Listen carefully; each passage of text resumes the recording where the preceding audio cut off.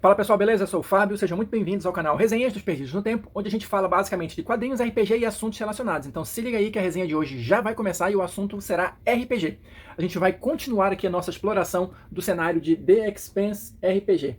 Quem tá ligado no movimento, quem tá inscrito no canal, sabe que a gente tá fazendo uma série de vídeos sobre o The Expanse, explorando o lore, o cenário, o sistema, enfim, uma série de coisas. Eu vou deixar aqui no card a nossa playlist exclusiva do The Expanse, se você por acaso está chegando agora e quiser acompanhar desde o início, ou mesmo você que já é inscrito, perdeu algum vídeo e tal, quiser pegar o fio da meada, tá aí, confiram lá. Hoje a gente vai começar um capítulo novo, a gente vai explorar o planeta vermelho, Marte. Exatamente. Quem conhece já um pouquinho do The Expanse, seja pela série da Amazon, seja pelos nossos vídeos aqui, sabe que Marte é um dos pontos cruciais aqui do cenário. Então, como a gente fez nos vídeos anteriores, falou um pouquinho já da história do cenário, falou um pouquinho da Terra, chegou a vez de a gente explorar Marte. Então segura aí que tem muita informação bacana, muita coisa legal. Olha lá, Marte, ou melhor dizendo, a República Parlamentar Marciana tem uma população aproximada aí de 4 bilhões de pessoas, espalhadas, divididas entre Marte, propriamente dita, várias estações espaciais e as frotas militares que estão espalhadas pelo sistema solar inteiro, beleza? E olha só, o que é importante da gente ter em mente quando a gente fala de Marte? Uma coisa que permeia muito todo o marciano é a questão da terraformação. Ou seja, os marcianos, de uma maneira geral, eles têm um sonho, uma meta que os move. E qual é essa meta? Transformar o planeta vermelho em um planeta verde, que é justamente o sonho da terraformação, de você tornar Marte um ecossistema viável, vamos colocar dessa maneira, né? E isso é tão importante que o planeta inteiro, em maior ou menor grau, está voltado para esse objetivo. Tudo que Marte faz, direta ou indiretamente, está ligado a esse sonho. Pelo menos essa é a percepção geral que a gente tem, beleza? E por conta disso, os marcianos, de uma maneira geral, a gente vai explorar isso um pouquinho mais na frente do vídeo, mas de uma maneira geral, os marcianos eles têm uma cultura muito prática, muito utilitarista, ou seja, eles estão preocupados com a eficiência máxima de tudo. Justamente porque, assim, apesar de hoje em dia eles terem já um certo grau de autossuficiência em algumas coisas, tudo precisa ser aproveitado ao máximo em Marte. Nada pode ser desperdiçado porque eles não têm recursos abundantes. E eles estão num processo de terraformação que é extremamente cansativo, caro, exaustivo, de todas as maneiras que vocês possam imaginar para o planeta. Então tudo precisa ser aproveitado ao máximo, beleza? Olha, o livro ele vai começar dando um pouquinho dessas informações gerais aqui, né, que eu passei para vocês. Algumas informações também sobre governo, sobre população e tal. A gente vai abordar um pouquinho disso aqui ao longo do vídeo. A bandeira, né, da República Parlamentar Marciana, enfim, com Marte e as suas 2 luas. Quem já acompanhou a série aí sabe que essa situação mudou um pouquinho, mas enfim, a gente vai comentar mais na frente, beleza? Olha lá, depois o livro ele vai seguir um pouquinho falando sobre os marcianos de um aspecto mais físico. A gente comentou nos primeiros vídeos da nossa série aqui do The Expanse que as pessoas submetidas a diferentes níveis de gravidade vão ter reflexos físicos no desenvolvimento. E aqui no capítulo que trata de cada um dessas partes, desses planetas, isso vai ser abordado com um pouquinho mais de detalhe. Então, na questão dos marcianos, o que acontece? Como eles, hoje em dia, né, já tem várias gerações de pessoas nascidas em Marte, hoje em dia que eu falo é na época do jogo, né, enfim, já tem várias pessoas nascidas em Marte que viveram a vida toda nesse ambiente que tem uma menor gravidade que a Terra, esses efeitos já estão disseminados na população e já fazem parte das características gerais de todos os marcianos. E o que seriam basicamente isso, esses efeitos? Eles têm menos massa muscular, a densidade óssea deles é menor, eles também vão ser, por conta dessa gravidade menor, magros e altos, né? E assim, de uma maneira geral, o livro traz até um tópico específico disso aqui. Pelo estilo de vida que eles têm em Marte, todo marciano sofre de agorafobia. Que assim, com certeza, da maneira como isso está tratado aqui no livro, não é talvez o aspecto mais técnico da situação. Mas assim, para efeito de jogo, o que eles consideram aqui essa agorafobia? É aquele medo de locais abertos, muito amplos, né? Por que isso? Porque a vida em Marte, basicamente, ela é vivida em redomas e uma grande parte no subterrâneo. Eu vou ler aqui uns trechinhos dessa parte só para vocês terem uma ideia do que eu estou falando. Olha só. Os marcianos passaram suas vidas inteiras dentro de cidades redoma e túneis abaixo da superfície de Marte, sem experimentar a vastidão do espaço como os cinturanos fazem. Por conta de gerações passadas, nas cidades subterrâneas e túneis de Marte, muitos marcianos sofrem de agorafobia, apesar de poucos caracterizarem isso como um sofrimento. Os marcianos expostos aos céus e mares abertos da Terra, por exemplo, ficam engasgados e hiperventilando, em pânico com a imensidão. Comparada a Marte, a cidade média da Terra é um ataque massivo a todos os sentidos físicos e morais imagináveis. Os túneis de suas casas são mantidos limpos e bem iluminados. E mesmo com bilhões de pessoas vivendo em aposentos apertados, há em Marte um silêncio que não existe na Terra. Ou seja, essa questão, seja da grande movimentação, do grande aglomerado de pessoas, seja da vastidão, da presença do céu, dos mares e tal, é uma coisa que é muito alienígena para os marcianos, né? Então eles sentem esses efeitos quando estão na presença desses ambientes, né? Quando estão nesse tipo de ambiente. Enfim, isso é uma característica geral também de todos os marcianos. Seguindo em frente, a gente vai ter um tópico aqui, olha, falando, deixa eu tentar aproximar aqui, sobre o caráter dos marcianos. E aquilo que eu estava falando no início do vídeo. Como eles têm essa questão de essa cultura, né, da ordem, de tudo ser voltado para a terraformação, de todos os esforços serem empreendidos, do planeta inteiro tá, em tese, seguindo nessa mesma direção, cada um com seu nível de esforço diferenciado, isso gera, na sociedade como um todo, alguns efeitos. Quais seriam esses, segundo o livro aqui? A cultura marciana, o marciano médio, vamos colocar dessa maneira, ele vive buscando a sua própria superação.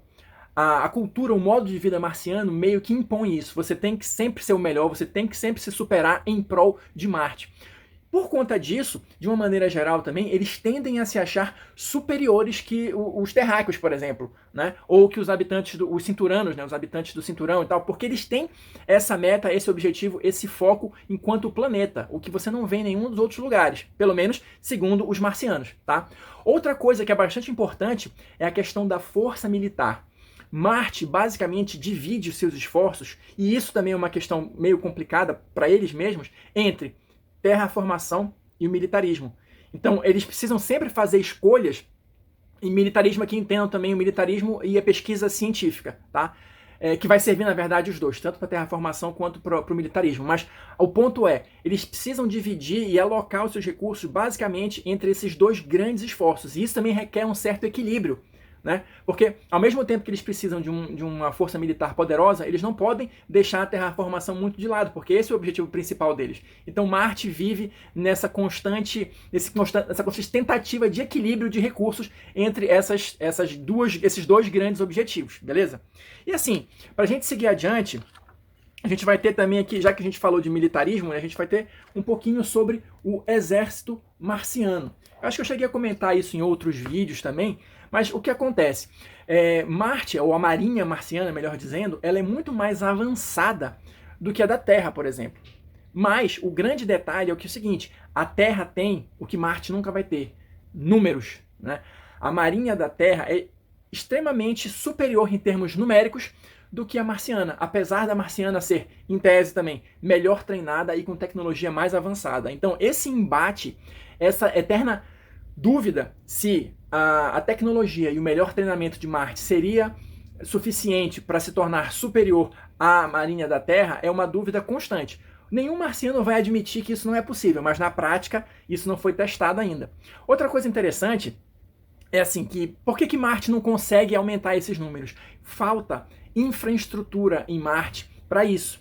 Porque é aquele negócio que eu acabei de falar, tem uma divisão de recursos calculada ali milimetricamente, se vocês quiserem encarar dessa maneira, de o que vai ser alocado para terraformação, o que vai ser alocado para pesquisa científica, que pode ser tanto para terraformação quanto para melhoria das forças militares, e quanto vai ser alocado para o poder militar bruto em si. Então, por conta dessas eternas continhas que Marte tem que ficar fazendo, falta uma infraestrutura no planeta que permita que a Marinha consiga alcançar grandes números e suplantar a Terra. Por isso que eles também investem tão pesado em tecnologia. Beleza? Tecnologia / treinamento das tropas. Beleza? Seguindo adiante, a gente vai ter um pouquinho aqui falando sobre Marte, né? Sobre o planeta vermelho em si, como é que é a vida lá e tal, esse tipo de coisa. Como eu falei no início do vídeo também, a gente vai ter aquela estrutura de redomas, né? Ferrovias que vão ligar essas redomas e a maior parte subterrânea. As cidades, na verdade, são subterrâneas. O que está fora é aquela parte que está sendo de fato terraformada. A vida cotidiana, o dia a dia, é tudo no subterrâneo, né? Pelo menos a maior parte. E isso, na verdade, vai gerar uma série de efeitos para Marte e para como a população vai se relacionar com o seu próprio ambiente, que é explorado ao longo dessa seção do livro. Mas antes da gente passar, só mostrar para vocês, olha, como acontece nesses capítulos aqui, a gente tem mais um personagem canônico do The Expanse, que é o Alex Kamal. Quem assiste a série sabe, ele é o piloto da Rocinante, né? Então aqui a gente vai ter aquela história dele, né, básica, o background dele com a ficha, se você quiser usar em algum jogo, enfim. Seguindo adiante, a gente vai ter uma seção pequenina aqui, falando sobre Marte e a protomolécula. O que seria isso? Eu comentei no vídeo, salvo engano foi no vídeo de História Futura, que falou um pouquinho sobre o sistema em geral, que Marte foi quem primeiro descobriu a protomolécula. E o que acontece? Marte desenvolveu uma série de experimentos com essa protomolécula, e qual era o objetivo deles? Criar soldados híbridos. Utilizar as propriedades da protomolécula para criar soldados híbridos. São experimentos questionáveis que foram conduzidos em Feb, né? Feb para quem rapidinho, para quem não lembra, é uma lua que na verdade ela é composta, um núcleo composto pela protomatéria. E Marte foi quem descobriu isso primeiro e começou a conduzir de forma secreta esses experimentos. Então, essa seçãozinha do livro, ela vai falar um pouquinho sobre isso, né? Como é que foi essa situação. Só que pelo que está mostrado aqui no livro como um todo, e a gente vai comentar isso nesse e alguns outros vídeos também, o momento em que o cenário é apresentado para a gente aqui, a situação já está um pouquinho diferente. Mas eu vou comentar isso no momento apropriado, beleza? Seguindo adiante, a gente vai ter aqui alguns pontos, né, de Marte de destaque, né? E eu vou só citar alguns aqui, lembrando sempre que eu dou só aquela passada geral pelo capítulo, né?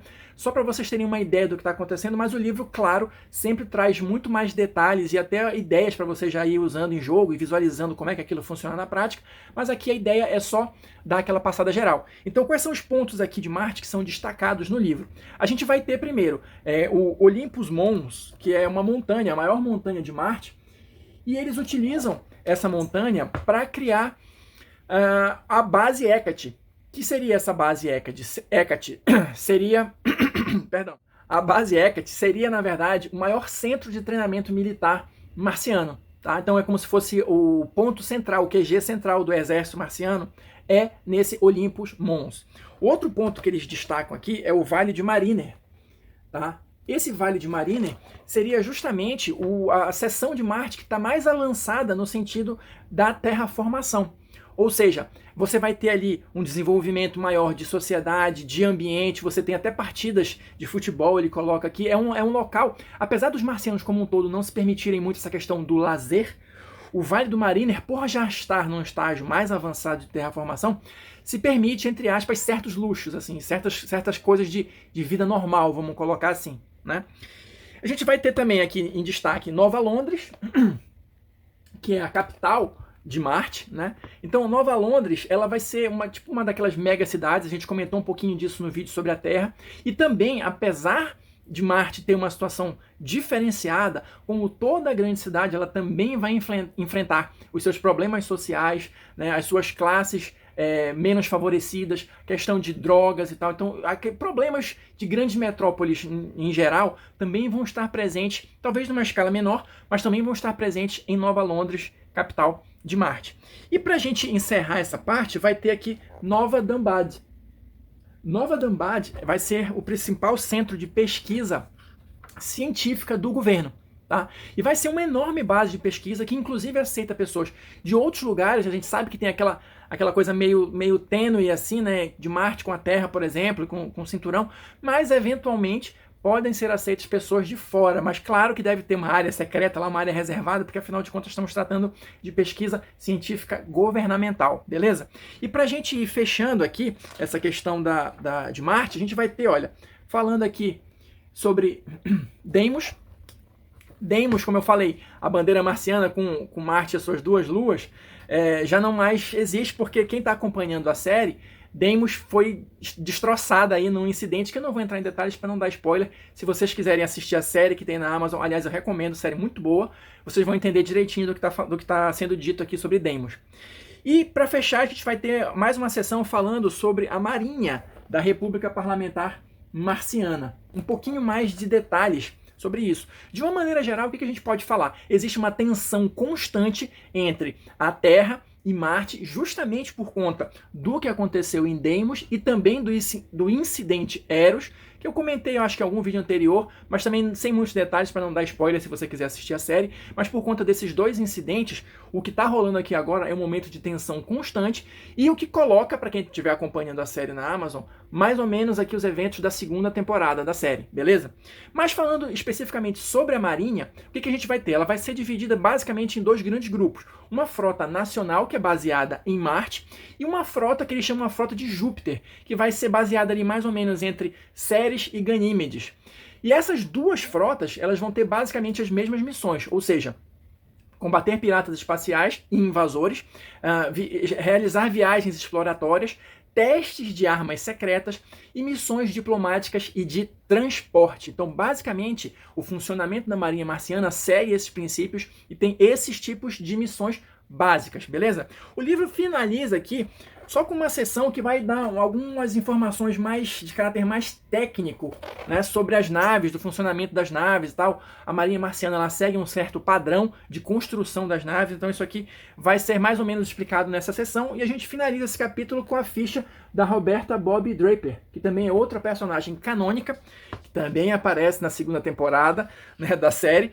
Eu recomendo que vocês assistam mais uma vez, e vai contar aqui aquela mesma coisa, a história da personagem e apresentar a ficha dela caso alguém queira utilizar nos jogos, beleza? Bom, pra gente fechar aqui Marte, eram basicamente essas as informações, lembrando sempre que qualquer dúvida, qualquer outra situação, deixa aí nos comentários que a gente vai trocando figurinha e vai colocando mais informações para enriquecer o debate para todo mundo, beleza?